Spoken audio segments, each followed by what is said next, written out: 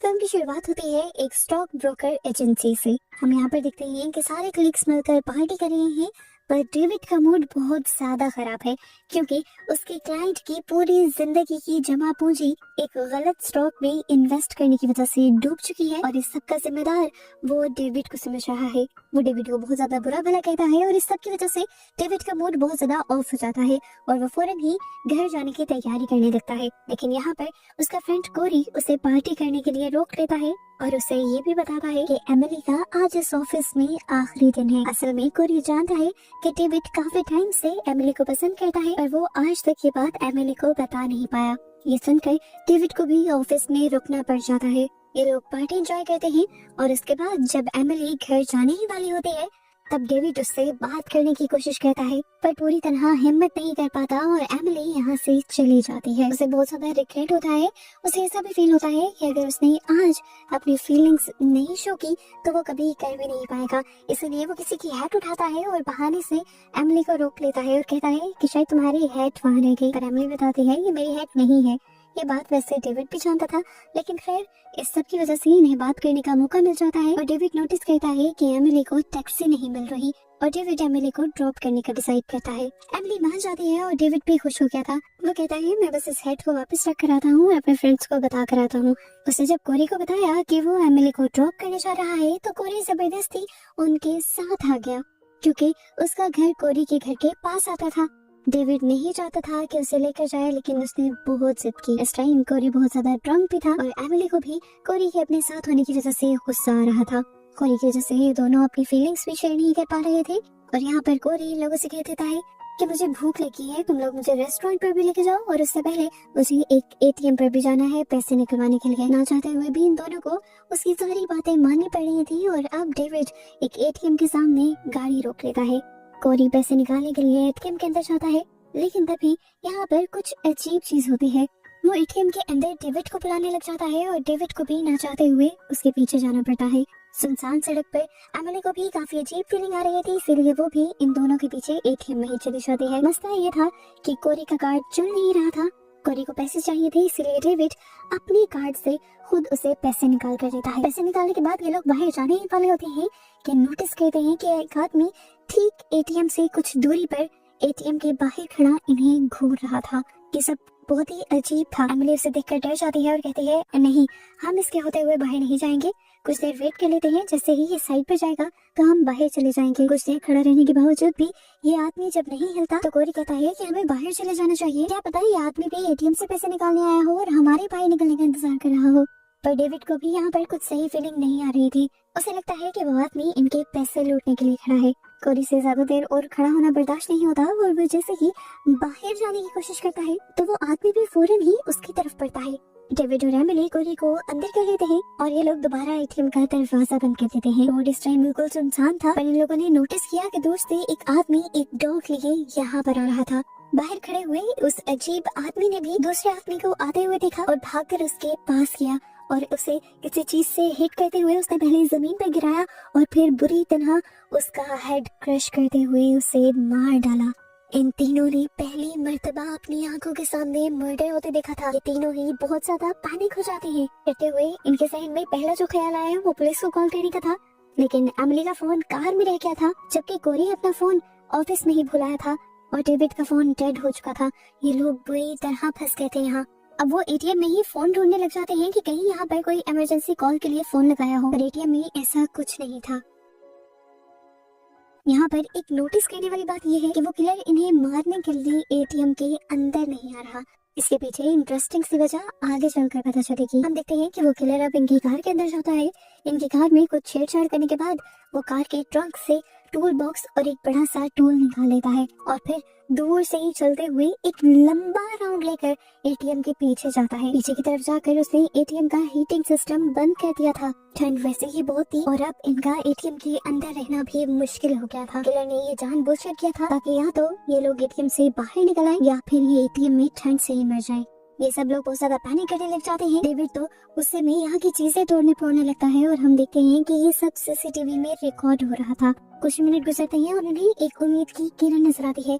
दूर से एक आती हुई कार इन्हें नजर आती है। ये लोग चिल्ला चिल्ला कर उस कार को अपनी तरफ अट्रैक्ट करने की कोशिश करते हैं पर कार के दूर होने की वजह से ड्राइवर इनको सुन नहीं पाता। किसी तरह इन्हें यहाँ से बचना था, बाहर निकलना था। इनको लगता है कि किलर जरूर इनके पैसे के पीछे है, इसलिए डेविड अपने एटीएम से सारे पैसे निकाल लेता है। एमिली अपनी सारी ज्वेलरी दे देती है और डेविड अपनी वॉच भी।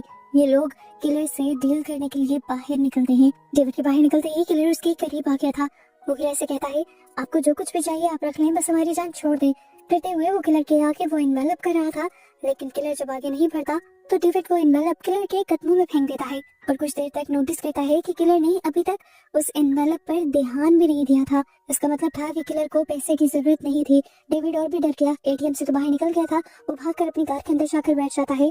लेकिन यहाँ पर एक ट्विस्ट पता चलता है कि जब किलर पहले कार में बैठा था तब उसने इसकी इग्निशन वायर्स काट दी थी, जिसकी वजह से कार स्टार्ट नहीं हो रही थी। वो बहुत ही ज्यादा पैनिक करने लग जाता है। इसी दौरान उसे याद आता है कि एमिली का फोन यहीं पर था। वो पुलिस को कॉल करने ही वाला था उस फोन को उठाकर, पर तभी किलर वहां आ गया और उसने आते ही डेविड को पकड़ भी लिया। डेविड अपनी जान बचाने की कोशिश करता है और इस सब के दौरान उसके हाथ में मौजूद एमिली का फोन भी वहीं गिर जाता है। किलर भी उसे मारना चाहता था, लेकिन डेविड ने अपने आप को छुड़वा ही लिया और किलर के हाथ में रह गया बस उसका कोट। जल्दी से भागकर वो वापस एटीएम के अंदर आ गया और अब बाहर सर्दी में से आने की वजह से उसकी हालत भी काफी ज्यादा खराब हो रही थी। कोट भी उसके पास नहीं रहा था, इसलिए एमिली उसे अपना कोट उतार कर देती है और उसकी हालत को संभालने की कोशिश करती है। बाहर हमें दिखाया जाता है कि किलर यहाँ से एमिली का फोन उठाता है और उनके दिए हुए पैसे और ज्वेलरी उठाकर उन्हीं की कार की डिक्की में डाल देता है, जैसे उन्हें इन चीजों से कोई मतलब ना हो। वो सिर्फ इन्हें मारना चाहता था, ये नहीं, वो एक साइकोपैथ था, एक दिमागी मरीज जिसे लोगों को मारने में मजा आता है।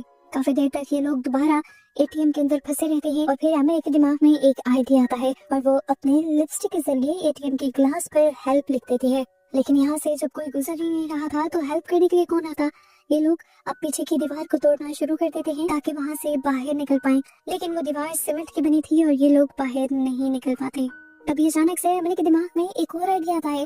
उसे याद आता है कि ये उसका एक कानून है। उसे याद आता है कि जब भी एटीएम के अंदर रॉन्ग पिन डाली जाती है तो सिग्नल्स फौरन पुलिस को जाते हैं, क्योंकि अक्सर चोर भी ये सब करने आ जाते हैं। इस तरह शायद पुलिस को सिग्नल मिल जाए और वो यहाँ पर आ जाए। वो अब डेविड का कार्ड डालकर उल्टी पिन डालती है। 2-3 मरतबा ट्राई करने के बाद डेविड का कार्ड मशीन में फंस जाता है और यहाँ पर एमिली को उम्मीद मिलती है कि हो सकता है सिग्नल्स पुलिस तक पहुँच गए हों। पुलिस के यहाँ आने तक भी इन्हें वेट करना था। इस टाइम ठंड इतनी ज्यादा बढ़ गई थी कि तीनों से सांस तक नहीं लिया जा रहा था। ये लोग अब एक दूसरे के हाथ रब करने लग जाते हैं और तभी यहाँ पर इन्हें फाइनली पुलिस कार आती दिखाई देती है। लेकिन पता चलता है कि इसके अंदर कोई शेरिफ नहीं था, बल्कि एक सिक्योरिटी गार्ड था जिसके पास गन तक नहीं थी। वो ग्लास पर लिखा हुआ हेल्प देख लेता है और इनकी तरफ बढ़ने की कोशिश करता है, लेकिन इसी दौरान वो किलर भी उसके पीछे आ जाता है।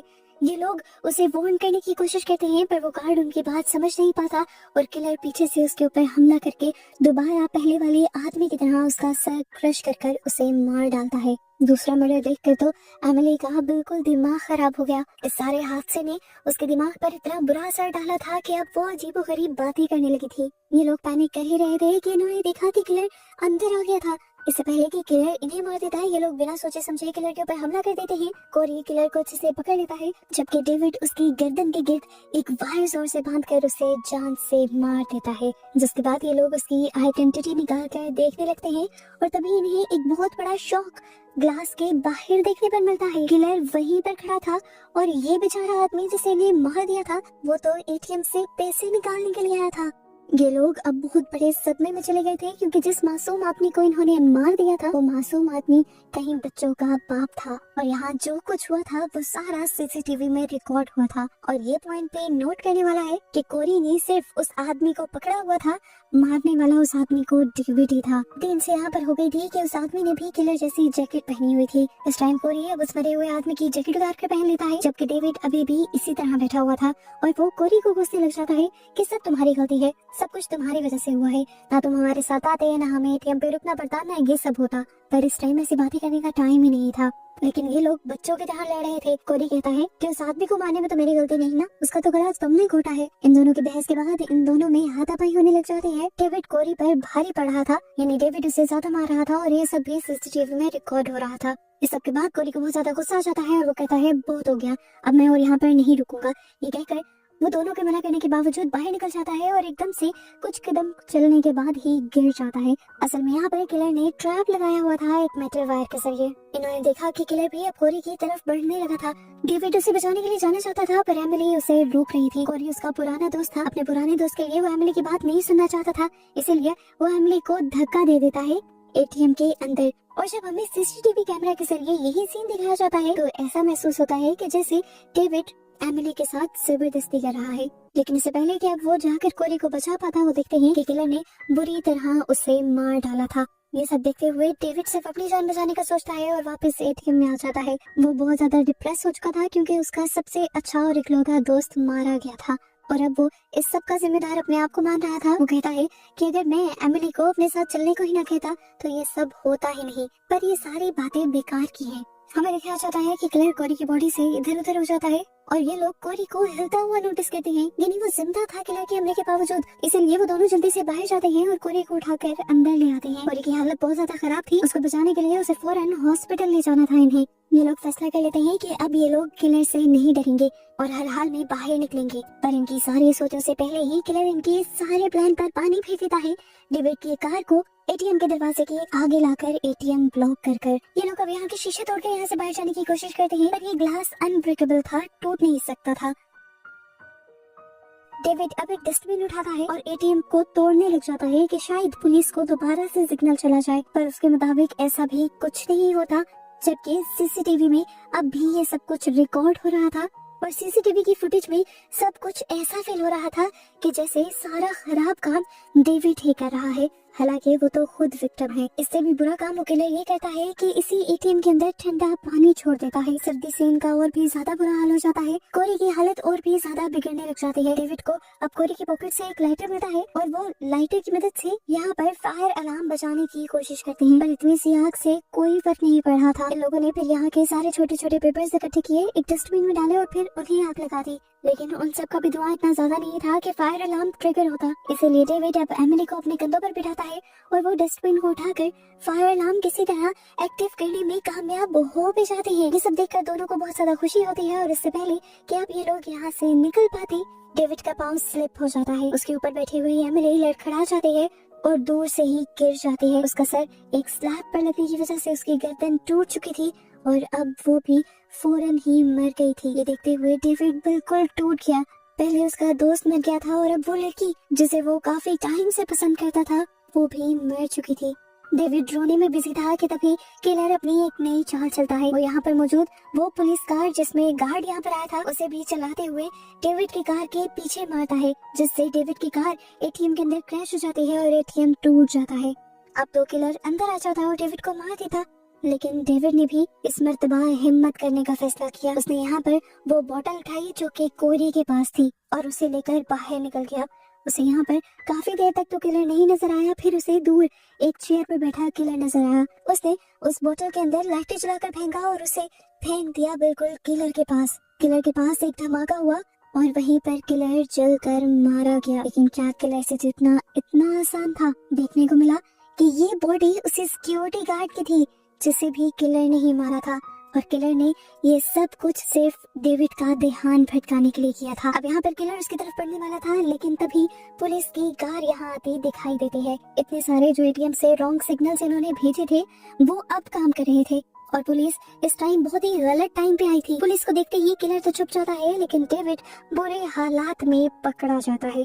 डेविड ने पुलिस को सारी बातें बताने की कोशिश की थी कि किस तरह ये सब कुछ हुआ था, लेकिन जब पुलिस यहाँ का सीसीटीवी चेक करती है तो उन्हें ये सारा सीन इस तरह का दिखाई देता है कि इसमें किलर कोई और नहीं बल्कि डेविड है, क्योंकि सबसे पहले एग्जॉस्ट होकर एटीएम की चीजें तोड़ने के साथ उस शरीफ आदमी को भी डेविड ने ही मारा था और उसके बाद एमिली भी डेविड की वजह से ही गिरी थी। इन सारी चीजों को देखते हुए डेविड ही एक मर्डरर लग रहा था और किलर तो यहाँ कैप्चर ही नहीं हुआ था। और यहाँ आकर रीजन रिवील होती है कि क्यों वो किलर एटीएम के पास नहीं आ रहा था। वो साइकोपैथ था, लोगों को मारना उसका रोज का काम था। उसे अच्छी तरह से पता था कि उसे अपने खिलाफ किस तरह सबूत मिटाने हैं, इसलिए वो एटीएम के करीब नहीं आया बल्कि एटीएम से दूर ही खड़ा रहा ताकि एटीएम के कैमरास में वो कहीं भी कैप्चर ना हो सके। अब क्योंकि एटीएम के कैमरास के अंदर किसी भी किलर की पिक्चर दिखाई नहीं दी, तो पुलिस को डेविड की कहानी पर यकीन भी नहीं आया और इस तरह डेविड बेवजह पकड़ा गया और अब वो अपने ना करदा गुनाहों की सजा पूरी जिंदगी जेल में काटेगा, इस दुख के साथ कि उसके 2 अच्छे दोस्त उसी दिन उसी की वजह से मारे गए थे। और बस यही सब दिखाते हुए ये मूवी यहाँ खत्म हो जाती है।